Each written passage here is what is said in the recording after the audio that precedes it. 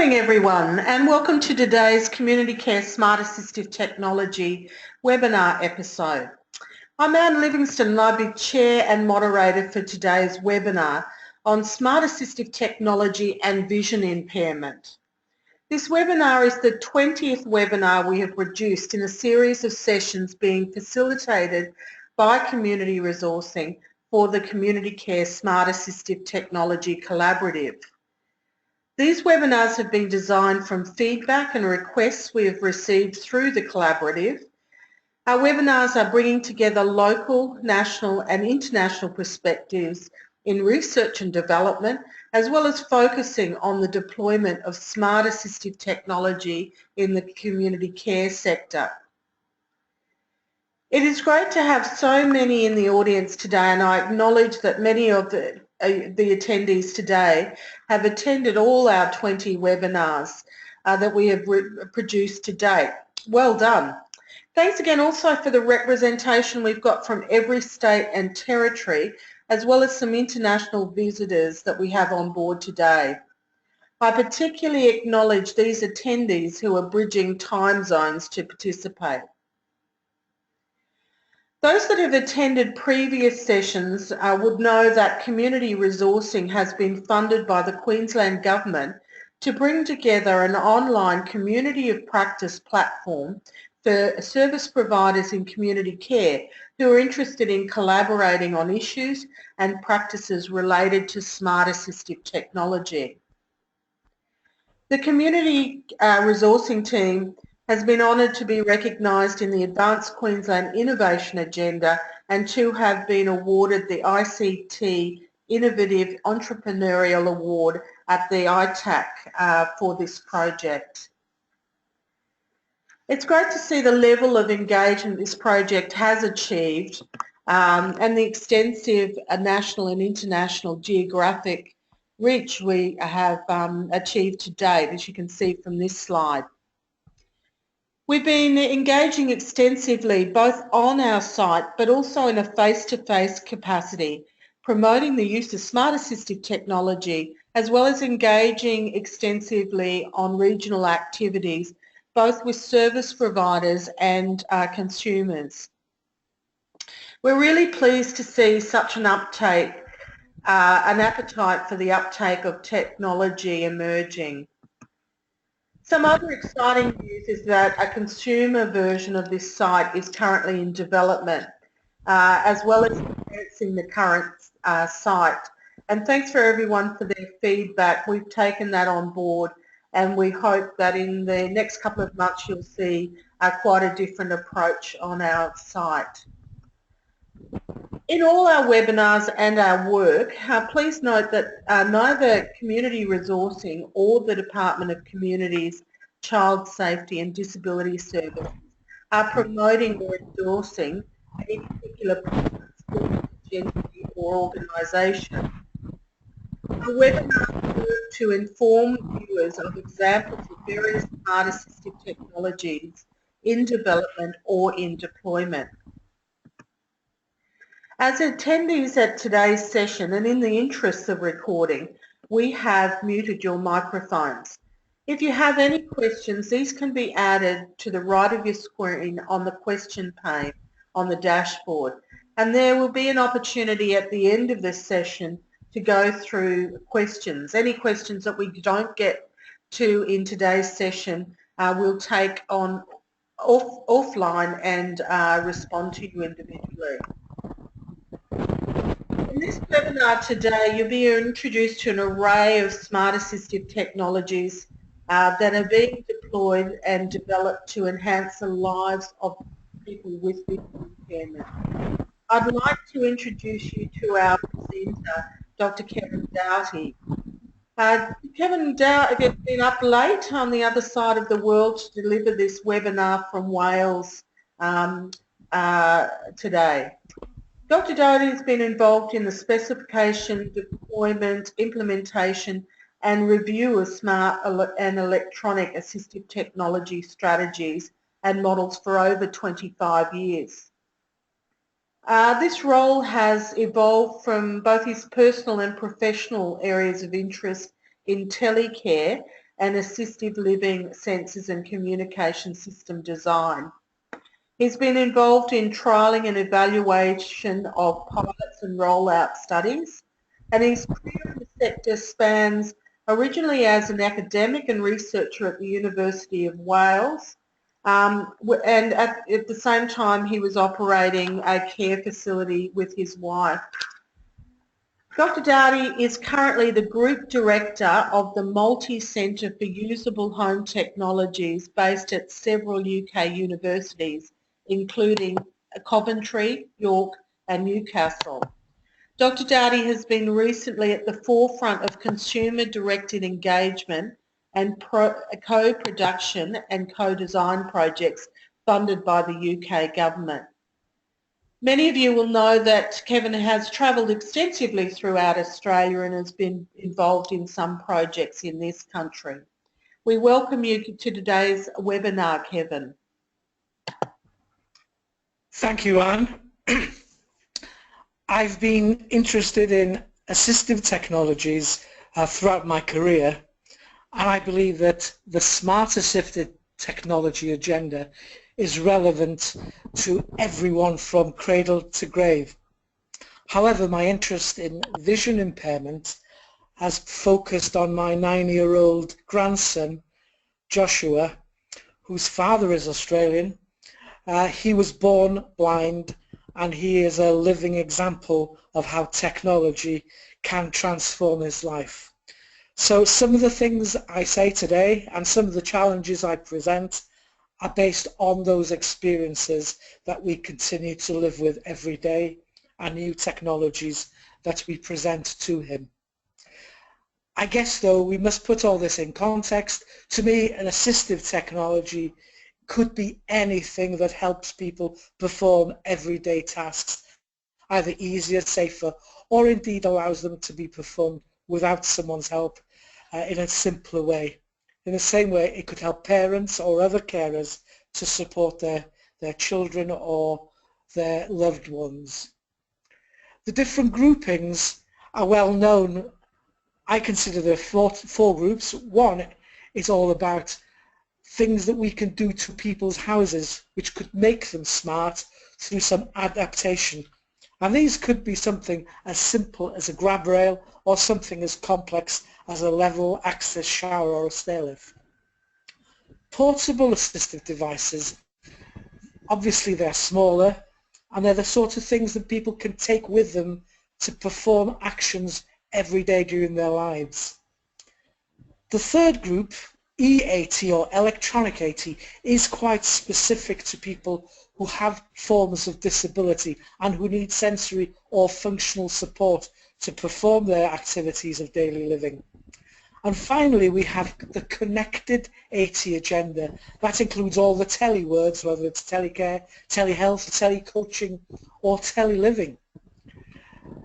The significance is that the ones below the line that I've drawn are mainly electronic, those above are mainly mechanical.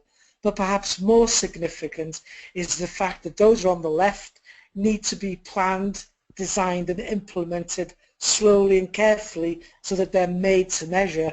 Those on the right are far more likely to be available off the shelf and therefore mass produced and much lower cost. In this context, the portable devices could be really small devices that could help you with their own personal care or oral care. People who couldn't see properly to cut their toenails, they needed magnified built-in. And there are medication devices and indeed devices that can help people in the kitchen or with writing or reading or planning their agendas. So these are simple, low-cost devices. On the other hand, those that give functional support, they come under various categories. People who can't perform basic activities such as feeding or transferring, they need fairly complex devices, expensive devices which are fundamental to their quality of life. People have prosthetics. These can be now enabled that they could be smart, they could do things for people. mind control is coming in, and you don't have to have electrodes implanted in your brain anymore, but you can certainly overcome the severing of the spinal system. Sensory impairment, whole big opportunity, whether it's hearing or sight. Speech deficits, lots of devices that can speak for people. Things that will control the environment, open and close doors, windows, operate televisions, radios, music centres, and a whole host of different mobility devices enabling people to move smoothly, reach higher places and get upstairs. And then the new one called personal electronic assistance, which is probably be my last slide today. Connected AT is something that clearly joins things together, allows remote consultation. In fact, it's enabled, all these applications you see in this slide have been enabled over a period of 20 or 30 years, and the thing that enables them are changes in the way that we communicate using telecoms. So we're clearly at the point where we've gone from 3G to 4G, and eventually we'll reach 5G, and everything will be so fast it will support video. And then we have applications that will ultimately move us from a detection of problems to their monitoring. We'll manage problems, we'll predict them, and ultimately prevent them. This all ties into an agenda of body-worn sensors. They can be worn just about anywhere, but for today I think we will focus on head-up displays that can detect things like falls, but they're particularly good at enhancing hearing and vision. They work because we have mobile technologies, and it's not simply the handset. Of course the handsets matter. It's no longer just a smartphone, it's a tablet device, and they can be used to forward information derived from the sensors that we wear. And obviously for vision, the sensor is likely to be in the form of spectacles. So at the heart of a lot of what I have to say today will be the smartphone, and everyone will have one. And they're clever, obviously. They provide us with all sorts of opportunities because they have sensors built in, they have powerful features that can make them, well, they are the modern computer in a handheld form. So where do we go if we need a smartphone and we have a visual impairment?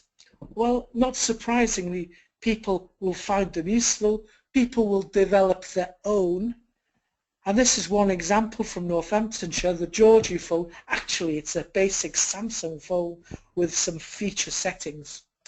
Not the only one. The Tactus technology approach actually raises the buttons. It's a particular type of microfluid in there that allows buttons to be raised so they can be felt.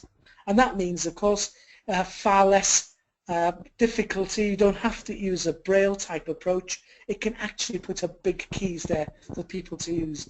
And Galaxy from Samsung, a particular feature of it is that it links into a cover, an ultrasonic cover, which you might think of as an equivalent, a modern day equivalent of a white stick. Because it can spot objects in front of it, it can warn the user. And it has an optical scan as well, allowing it to read to people. Well, enough of that.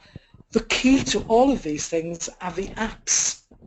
So the apps will work with any phone, and this particular one you won't have seen probably. It's from the Czech Republic. Its main feature is that you can make it work very quickly. So it's not this long process of learning how to use a new phone. And it has some built-in features which I'll come to in terms of apps. Finding apps is now difficult. The NHS Choices website has stopped its own app production. It used to have a library that people could look at and find things that were approved, but it didn't look in enough depth, and it was recommending some apps that actually had some security concerns. Still available is My Health apps, which I quite like because there's lots of categories that you can browse. One of those, but at the bottom right, is for sensing, and if we click on that, you see all those different types of sensory problems. So clearly the one that matters to us today is eyesight problems, and there are 7 apps there. Well, I won't go through all of those. because there are other ways of looking at this. And an American site is called Bridging Apps. You can search. It doesn't have visual impairment as a key term, but it does have lots of apps there which are really good. Some of them, actually it's only half a dozen, have been tested and approved, but there are lots of others which they simply haven't got enough time to look at. So an app plus a smartphone delivers a solution. So is that smart? Well, I've suggested already that the ones at the lower end of my diagram of 4 are the smart ones. In fact, a basic telecare or enhanced service is about linking 2 or more of these. In fact, if you put all 4 together, that's the type of service that I think disabled people and older people need. It's a fully integrated support service. But for today, I think we need to focus on those bottom 2 categories. And what I'm suggesting is there's a convergence of those 2 categories, and that's the smart AT that's relevant, and particularly relevant to people with visual impairment. So in the context of today, by visual impairment we mean people who have lost vision and we can't correct it with either medication or spectacles or surgery. 3 definitions: low vision, legally blind, totally blind. Most people have a low vision rather than a blind characteristic. Across the world we must look at the different causes, and there are lots of them. I won't go into them in detail.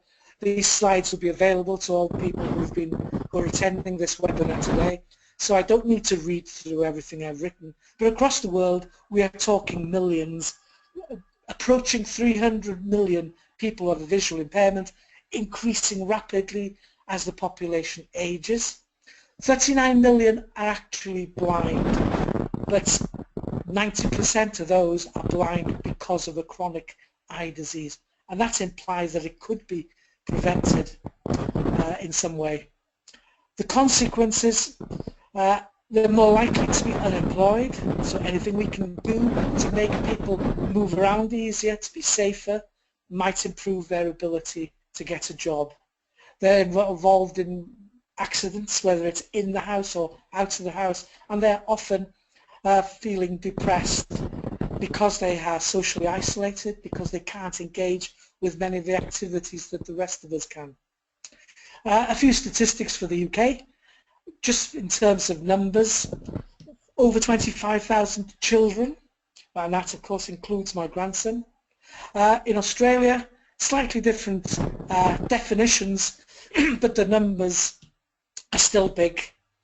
In particular, you will notice that it is not evenly spread according to different population groups, and in fact people who are Aboriginal or from the other islanders, they are 2 to 3 times more likely to be blind than people who are non-Indigenous. Right, so that's the context. What am I going to do in the next 20-25 minutes? Well, I've selected 8 topics, and I'll have to rush through them fairly quickly, but a lot more, and to be honest, I could have doubled the content very easily. Bionic eyes first, mainly because I consider Australia to be perhaps world leaders in this, although the Americans are doing similar things, and they're now selling things which will work for particular types of disease. They provide a stimulation, so really it's using electronics or smart electronics to work with a prosthesis. Let's do the simple first. With assistive technology, it's very much no tech, low tech, then high tech. So in this particular app, what you do is you find a volunteer to answer a question for you. The app was conceived by a Danish gentleman who was visually impaired, and he wanted to use his friends. In fact, his friends wanted to help him. So the way the app works is that if you don't know the answer to something or you can't see something, you ask your friends to help you, and the volunteers put in a live feed if necessary, and will look for you, so you help with other people's eyes. Other apps that are really simple and therefore need nothing else. VisWiz, and that's from My Health Apps page, a low-cost one, but it asks friends in the same way, support me, give me answers, tell me what I should be seeing. And another one which is simply a magnifier, but it's a free app and it's available, it's actually developed in the UK, and it's available for both Android and for Windows screens. Right, how can we improve vision if it is already low? We can improve hearing. There are hearing aids. Why shouldn't there be vision aids? Well, there are. That's a simple one which actually uses augmented reality. It's a VR headset which allows your own phone to focus in on something, changing the zooming in, changing the contrast, changing the light levels, and therefore helping people to read without having to have complicated arrangements, and it of course leaves your hands free. The eSight amplifier, it's being developed all the time, and it really is the sort of military grade device that allows people who have very little ability to see to amplify what they can see. It works in a really clever way. It takes that image, it looks at the edges, and it presents it to people in a different way. So that image on the right there, that's a contrast image, and it looks at the edges. So people who wouldn't be able to see the blurring between things, they wouldn't be able to see things against a busy background, it allows a focus to be put on people or places or whatever it is you're looking at. So it helps with navigation as well, because it will recognize things, and because it's part of a computer system, it has a memory that will learn. In the States, something similar, the New Eye spectacles, is now out there, and it has speech recognition too. The wearer has earbuds, and they allow speech to be conveyed from the spectacles to augment what can still be seen. They're not low cost, but they are commercially available. The current ones are $6,000 US, and the next version will probably be another 1,000. Not quite ready, but you can see how this is developing all the time. Colour blindness affects far more people than even they realise. Many people are undiagnosed. And what I'd like to do here is compare the old world. Now, this is not a smart technology. This is actually made by Cobalt, a company in East Anglia. It's sold in the States. It's actually sold also in Australia. And it's a very simple device. It works on the same principle as a scanner that might look at a document. And it speaks out the colour. So it's going to cost $200 in Australia.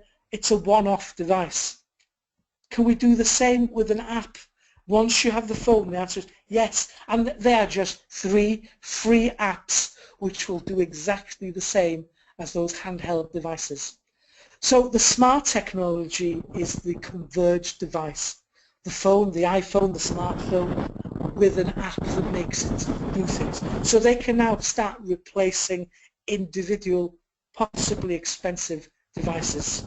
Other ways of helping people who are colorblind, a chip within a set-top box which will help already change the way that colors are presented. You may see the effect there with the iTech enhancement on and off. Certainly the number 26 can be seen on the right but not seen on the left because it's popping those extra colors. Personally, I can't see the difference in the color in the picture below, but I'm sure that it is adequate. There are devices that augment what you already have, and in this particular case, these spectacles, or rather the lenses within them, they make primary colors pop, that means jump out and enhance themselves, so that people who are confused between them, it overcomes that problem of not being able to distinguish them. Lazy eye, it can be corrected. And it can be corrected in clever ways. It effectively forces the vision to be on that lazy eye, and you can change the period, and that means that that eye is ultimately strengthened and it overcomes that problem. It's already available in the States, about $450, and they have plans to introduce it to the rest of the world later this year. Other corrections, we know people have tunnel vision, we know people have peripheral vision. They can be overcome with smart systems. This is one system from Israel. But the key to most of these is to present data in a different format. So this particular case, you look at the image and it uses processing to work out what it is and to present that information, usually using speech, but it could be with other sounds. In fact, that's a particular model where the tongue is vibrated to show images. So it's a lollipop device and allows shape, size, position, all to be demonstrated to the person using their tongue as a replacement for the eyes. An Israeli company again is looking at a different way of presenting that visual information, and it's using music or sequences of notes. And you can imagine that the higher pitches represent things that are higher up in the video of the vision field, and lower down it's a lower note. And as a sequence, they can produce soundscapes, in other words, a musical sequence to characterize the shape. So in that way, someone could pick out a red apple compared to a green apple simply because the music signature, the soundscape is different. And there's other ways, of course. You can wear a thimble that can read Braille for you, gloves with cameras or ultrasonic sensors on them, and these can help you pick things from a shelf without having to ask for help. Toyota are working on a collar, and Toyota are going to use the technology that they're already developing for their driverless cars, as all the motor companies are. They're using these sensors, the ultrasonic sensors, the actuators that produce vibration and speech, to deliver people information about what's ahead. This is a device that uses a camera, nice, small, neat, but in this case it's about telling you, if you have tunnel vision, what is ahead of you, because it's very easy to see perhaps directly in front of you, but if it's moving, more difficult. So this is great if you're about to walk into something. And it's been quite successful in trials. And of course, a variety of arrangements that can be used to combine smart tags that are on posters with GPS, with gestures from people as they approach. So moving across to reading, and to help read, which of course is our primary way of transmitting information, there are a whole host of readers, smart readers, or simple hardware devices that improve contrast or provide a big monitor. I don't think they are what I'm calling smart AT. They are conventional and very good AT. But they're quite expensive. That product, the Prodigi handheld magnifier, is £900 nearly, approaching 2,000 Australian dollars. Yes, powerful, small, easy to take with you everywhere, built-in light sources, but pretty expensive compared to the app that might do something similar. So here they are, $9.99, and that's an expensive app. Natural reader to text, text to speech, free. Text aloud, text to speech, free or next to free. So the apps can replace much of the expensive hardware, and that's going to make a big difference, because instead of people with a visual impairment needing all these very expensive separate items, in principle and with the right support, and that means advice from specialist advisors and in particular from services who will be providing perhaps the devices and the apps for them. This is my favorite. It's called KNFB, and it's an American one, but actually made in association with a Belgian company. You point the camera at an object, it takes the picture, and then it processes it, and it doesn't have to be simply on the phone. It can be using cloud technology, and it delivers rapid results on a book, an article, a label, form, or whatever. And the plan is that it can also translate it. So one technology, simple, take a picture, and then that is what's processed. Other ways of doing it: a concept device, a scanner. This is natural. You move your finger across the line and it reads it as it goes. So it's probably a natural way of interacting with the existing book. Watches to tell time. This is actually a concept. It's not a concept watch. No, it was a concept watch, and now it's available. £216, a lot for a watch, but it can be used simply by rolling the finger around it. So it's designed for someone who's visually impaired. But is that really smart technology? Because we have talking watches, and I've just thrown a page of Amazon at you, and all of those are under £50. A large range of talking watches. So in this case, perhaps the older technology, which is smart, is better than the more expensive specialized technology. A difficult one to come to terms with in the long term. There is a dot braille smartwatch. It can sync with your phone, and you can download a whole book there and present it on a device that's on your wrist. Of course, it requires you to know braille. What's been happening to braille? Well, the reality is the number of people who read it have been falling for the last 50 years.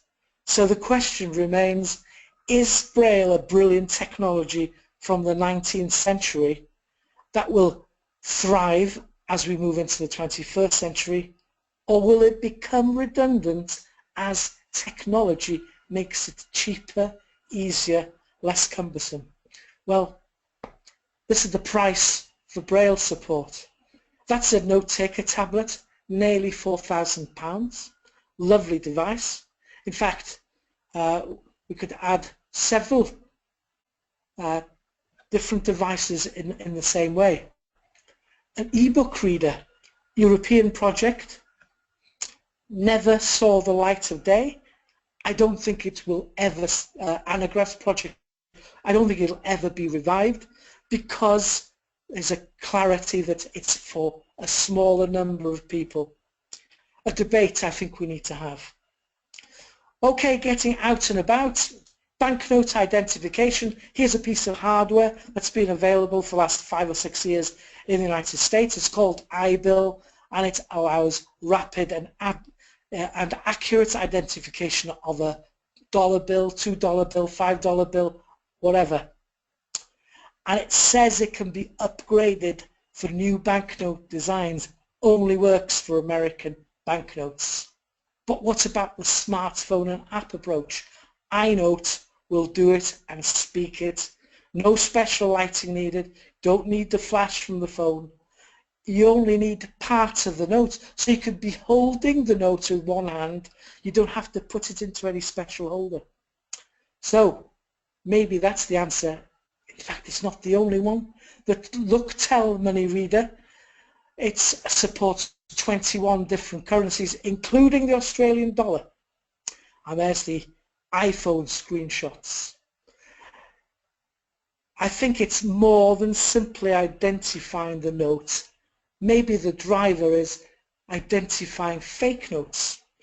And that's where the counterfeiting industry comes in, and it's very important to the euro because every country using the euro produces its own version of the notes.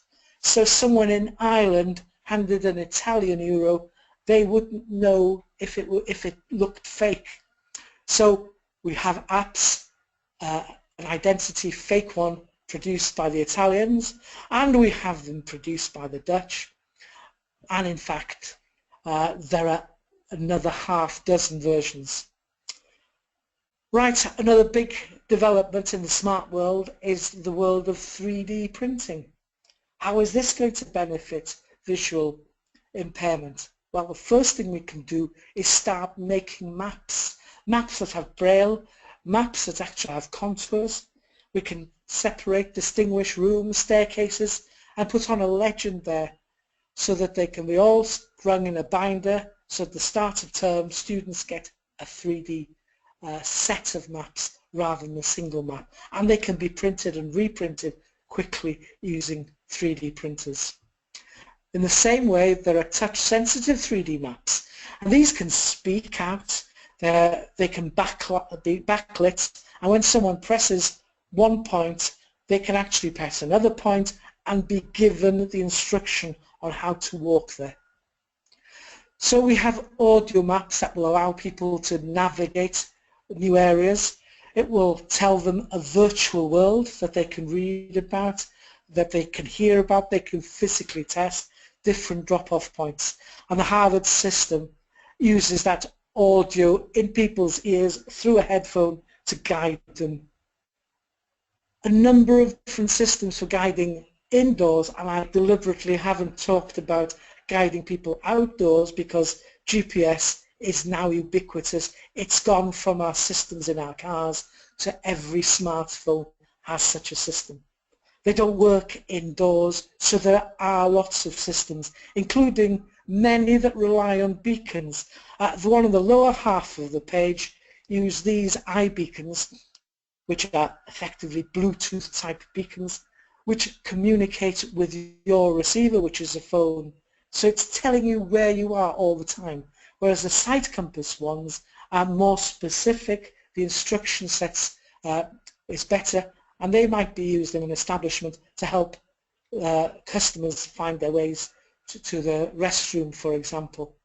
So we're seeing smart technology coming in with specific apps, specific handsets in some cases, but navigation, recognized as something really important, is empowered for these people.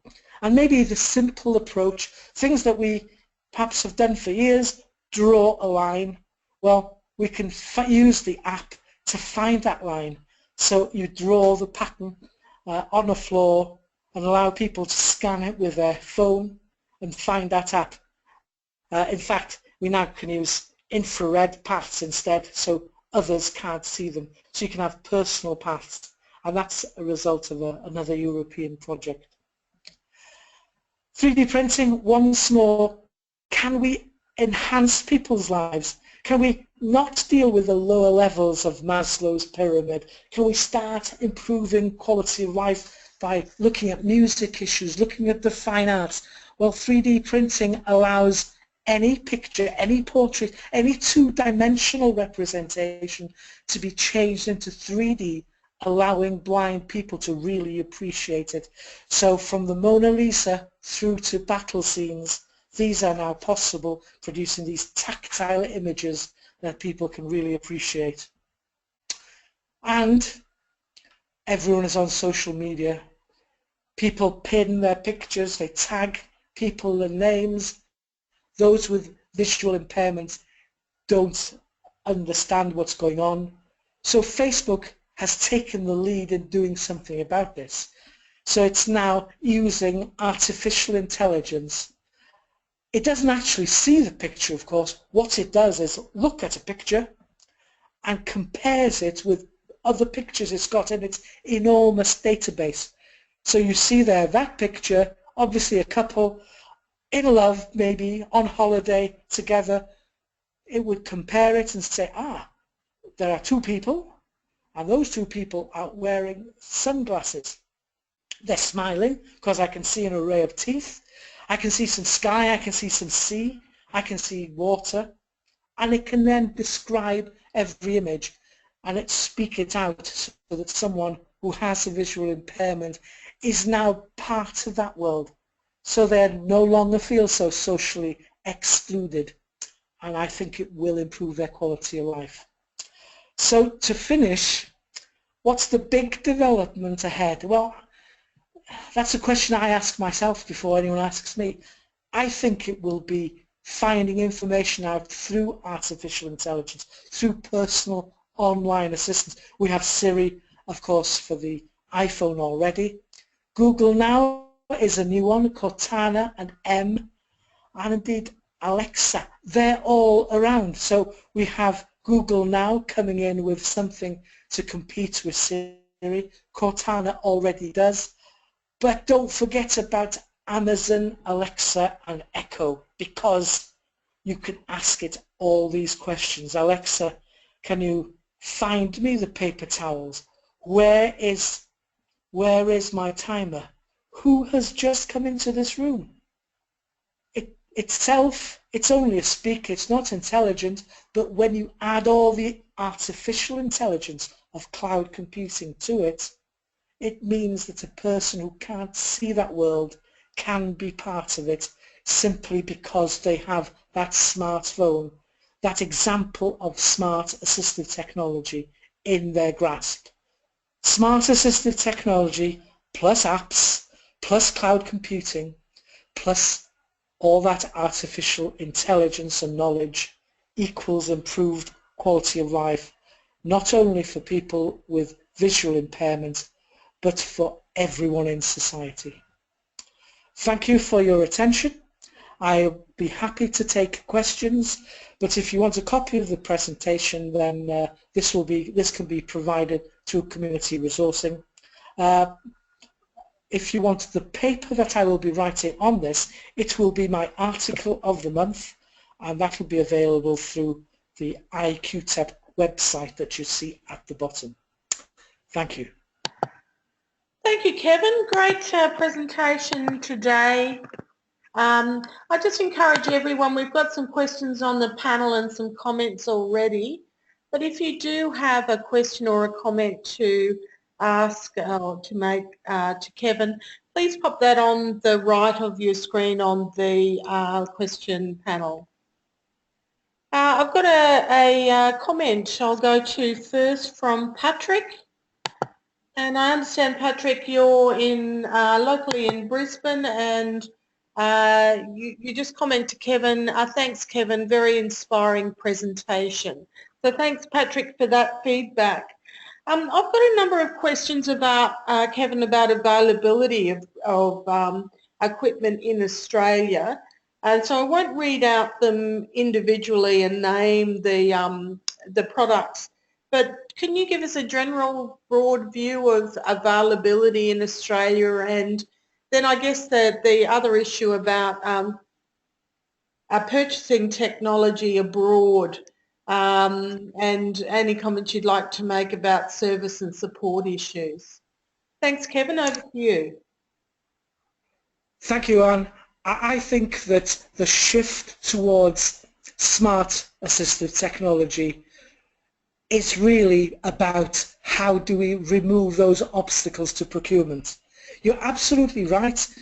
I get frustrated that in the UK we can't buy things that are available in the United States. We can sometimes buy them, we have to convert the voltage, we have to get special approval, but they end up double the price.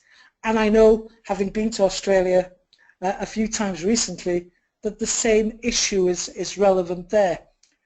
As we move into this world of smart device, a platform device, an iPhone or an Android phone or a tablet or an iPad, they're available across the world.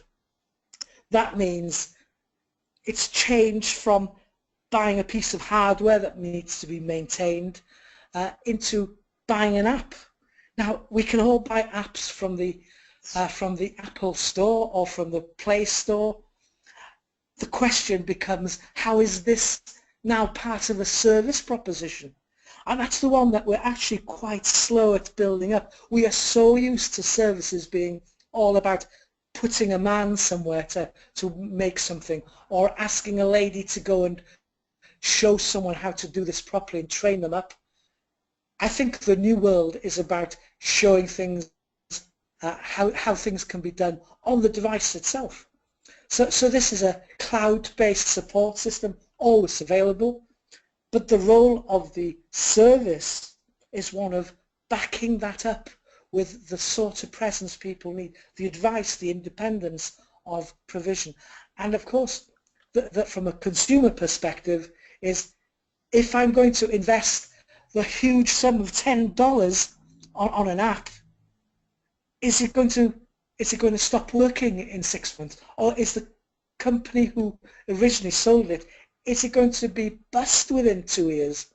These are more complicated issues that are very 21st century.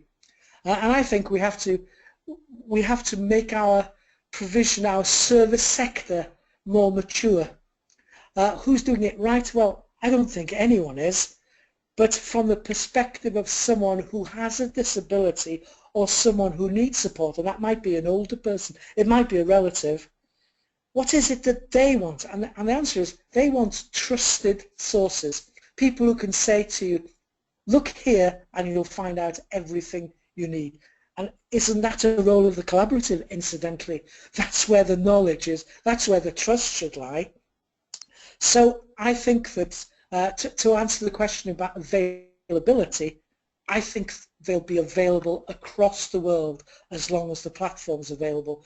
So I'm afraid those manufacturers of expensive, specific devices for a small number of people, I really don't see a future for them.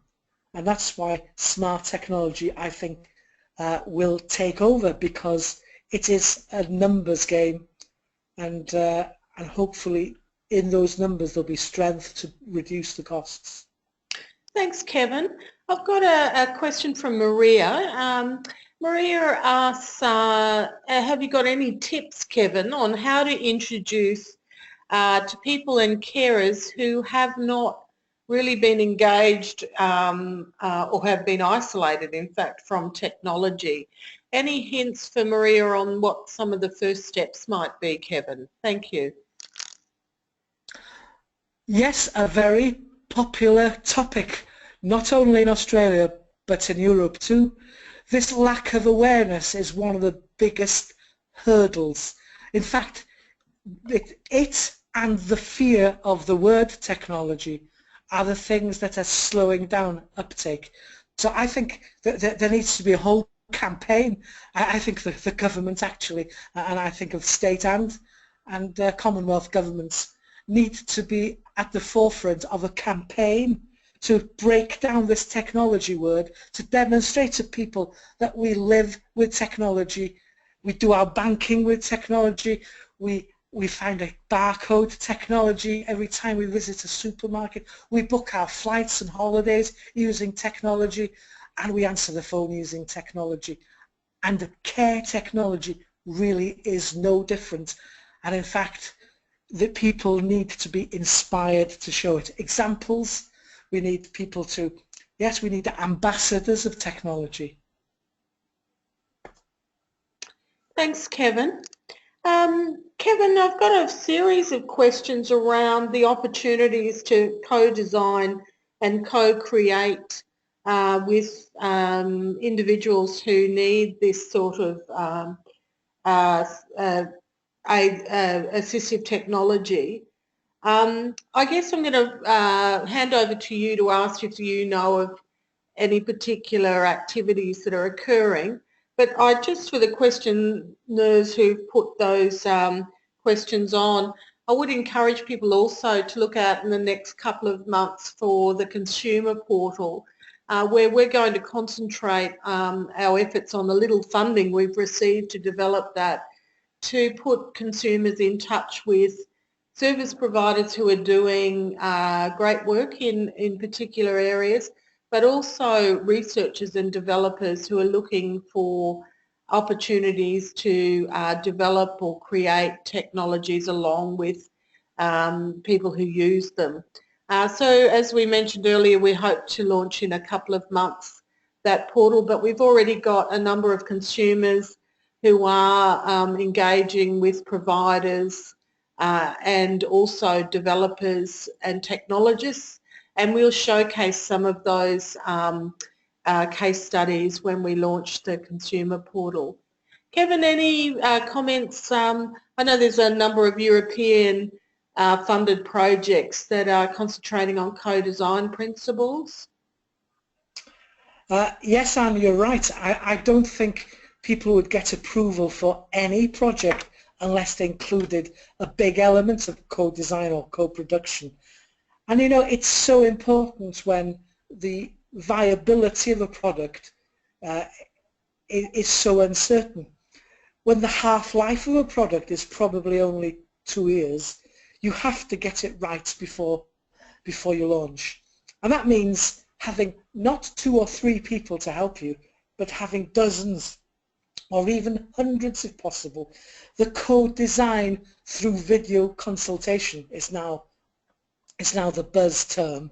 It's almost a survey, a questionnaire on all the little things which it's incredibly difficult to drag out of people unless you know what it is you can and want to do.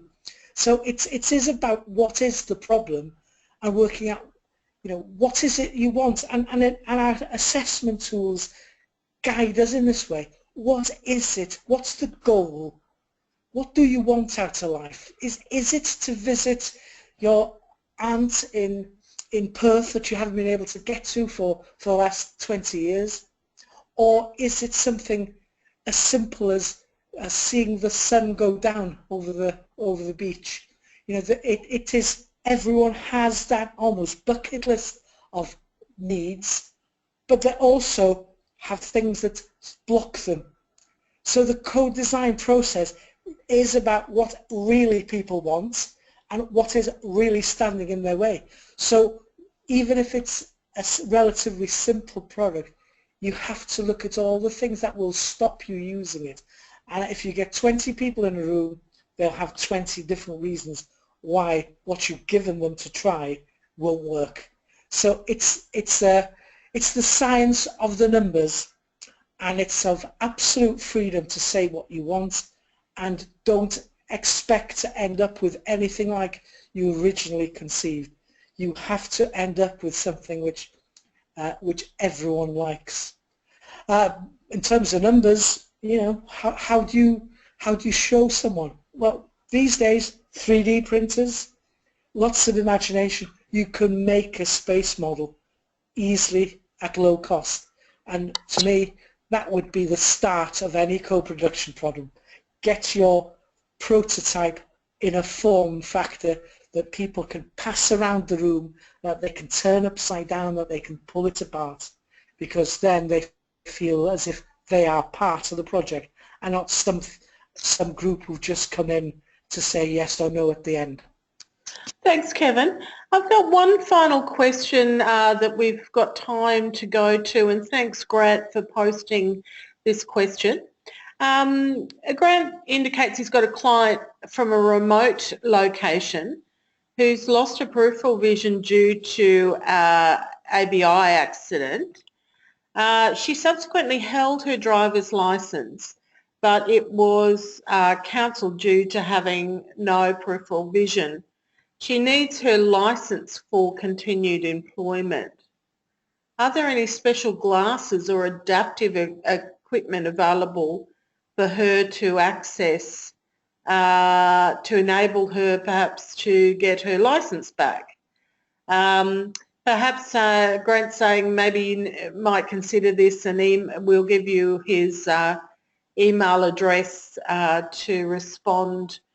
I guess it's the issue there of also the whole parameter of licensing and other regulatory issues, I guess, also, Kevin. Any comments? Yes, it is one of those. Peripheral vision and tunnel vision are the two big ones in terms of, I mean, it's the effect of things like glaucoma or very often the age-related macular degeneration. So we have these extremes, and there are e-spectacles that will address them. But as you rightly say, the fact that you've improved someone's vision and given them a better quality of life and means that they can see more of their world, but whether they're approved by licensing authorities is something else completely. So I think it's one of these things where you might spend a lot of money, and for these American spectacles, they are generally in the 5,000 to 6,000 US dollars range. So you know we're talking, by the time they reach Australia, it's more like 10,000 Australian dollars, and they may not work. And that's where what would be really nice, of course, is a try before you buy arrangement. But my suspicion is that it would be cheaper to actually go to the States to look for what they have, and rather than expect them to bring it into Australia. But I can give some examples, and maybe we can continue that conversation offline.